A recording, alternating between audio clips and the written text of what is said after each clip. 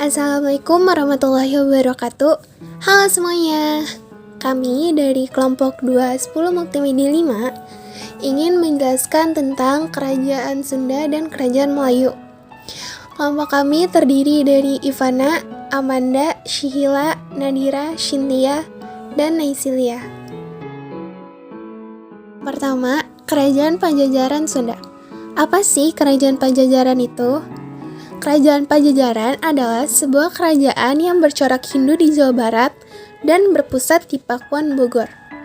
Dalam naskah-naskah kuno Nusantara, kerajaan ini sering pula disebut juga Negeri Sunda, Pasundan, atau berdasarkan nama ibu kotanya yaitu Pakuan Pajajaran. Beberapa catatan menyebutkan bahwa kerajaan ini didirikan tahun 923 oleh Sri Jayahupati seperti yang disebutkan dalam prasasti Sanghyang Tapak. Silsilah Kerajaan Pajajaran.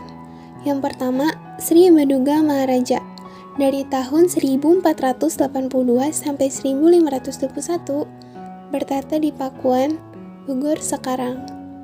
Yang kedua, Surawisesa dari tahun 1521 sampai 1535 bertahta di Pakuan. Yang ketiga, Ratu Dewata dari tahun 1535 sampai 1543 bertahta di Pakuan. Yang keempat, Ratu Sakti dari tahun 1543 sampai 1551 bertahta di Pakuan. Yang kelima, Ratu Nilakendra dari tahun 1551 sampai 1567 meninggalkan Pakuan karena serangan Hasanuddin dan anaknya, yaitu Maulana Yusuf. Yang keenam, Raga Mulya dari tahun 1567 sampai 1579, dikenal sebagai Prabu Surya Kencana, memerintah dari Pandeglang. Masa kejayaan Kerajaan Pajajaran. Kerajaan Pajajaran meraih masa keemasan atau kejayaan pada era pemerintahan Sri Baduga Maharaja atau Prabu Siliwangi. Untuk menyejahterakan kerajaan dan rakyatnya, Prabu Siliwangi memberikan perhatian lebih pada pemuka agama. Selain itu, Prabu Siliwangi juga membuat ulang sistem pemungutan upeti. Prabu Siliwangi juga memperkuat kekuatan armada perang.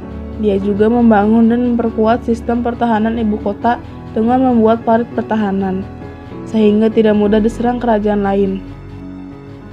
Faktor-faktor yang menjadi penyebab runtuhnya Kerajaan Pajajaran. 1. Adanya serangan Kerajaan Banten. Salah satu hal yang menjadi penyebab runtuhnya Kerajaan Pajajaran adalah serangan dari Banten. Dulunya, Banten merupakan salah satu daerah taklukan kerajaan tersebut.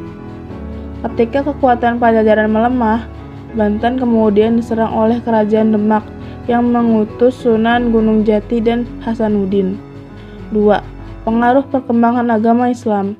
Penyebab runtuhnya Kerajaan Pajajaran adalah karena perkembangan agama Islam yang begitu pesat. Berikut ini adalah peta wilayah kekuasaan Pajajaran Sunda. Titik merah pada peta merupakan pusat kekuasaan ibu kota. Ada Pakuan Pajajaran, Kawali, dan Mataram.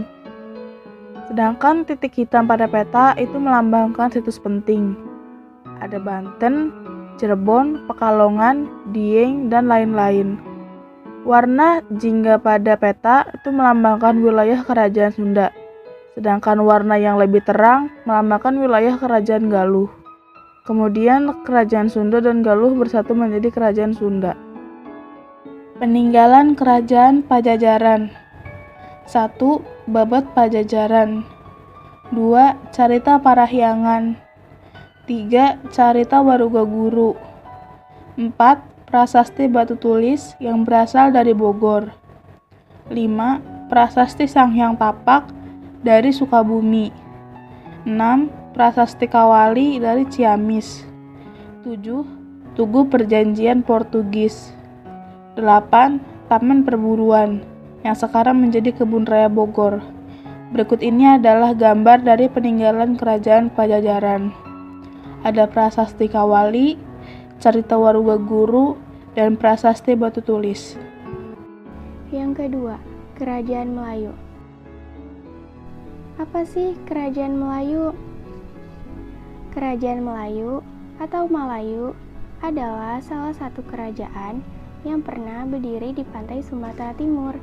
Dari berita Tiongkok, Kerajaan Melayu berdiri sekitar abad ke-7 dengan pusat di Minanga.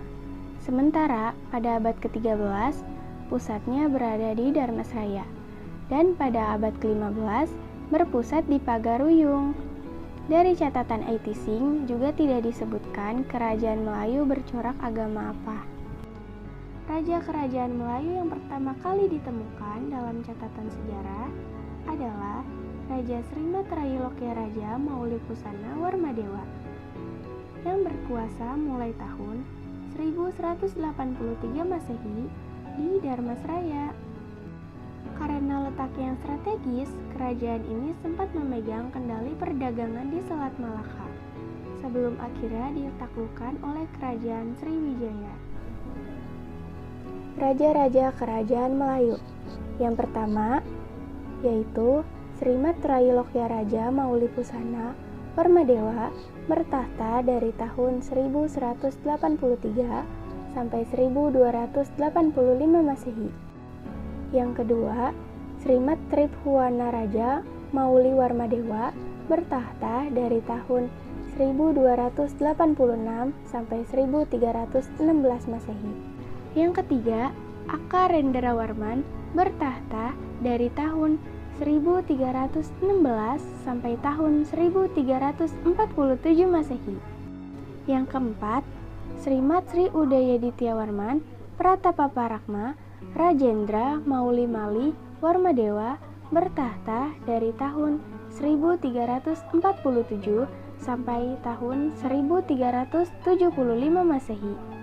Dan yang kelima, Ananggawarman bertahta dari tahun 1375 sampai 1417 Masehi.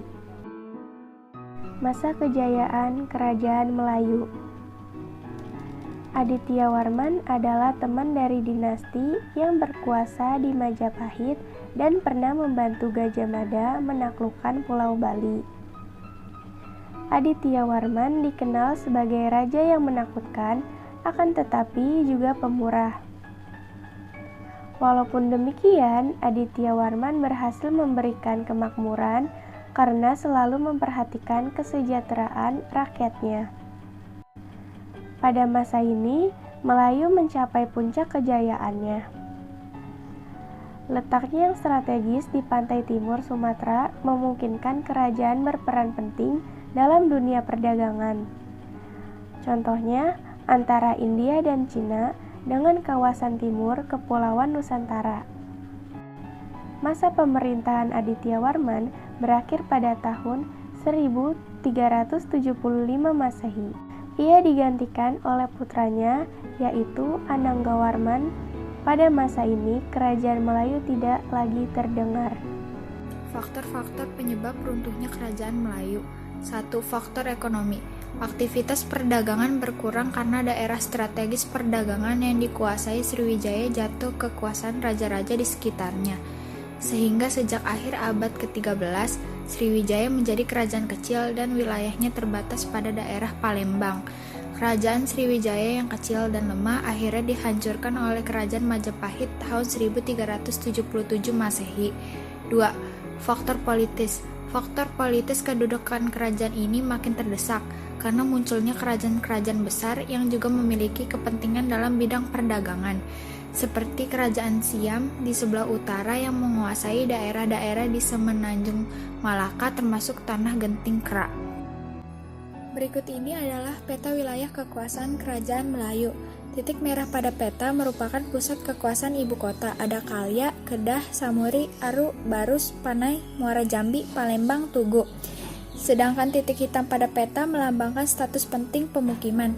Ada Takuapa, Ligor, Patani, Bujang, Kelantan, Panal Bahal, Muara Takus, Karangbrahi, Tanah Abang, Palas, Pasemah, Batu Jaya, Tulang Bawang, Kota Kapur, dan Gelanggi. Sedangkan warna oranye pada peta melambangkan wilayah Tanah Melayu. Ada Nias, Kepulauan Mentawai, Tarumanegara, Semenanjung Melayu, dan lain-lain. Sedangkan warna biru pada peta melambangkan wilayah Laut Melayu. Ada Musi, Hari, Indragiri, Kampar, Siak, dan Selat Malaka. Peninggalan Kerajaan Melayu. 1. Prasasti Mas Juri. 2. Prasasti Amogapasa. 3. Prasasti Kedukan Bukit. 4. Prasasti Padang Roco. 5. Darmasraya Kepagaruyung. Bisa dilihat contoh gambar di samping merupakan Prasasti Amogapasa, Prasasti Padang Roco, dan Prasasti Kedukan Bukit. Sekian dari kelompok 2, kurang lebihnya mohon maaf. Wassalamualaikum warahmatullahi wabarakatuh.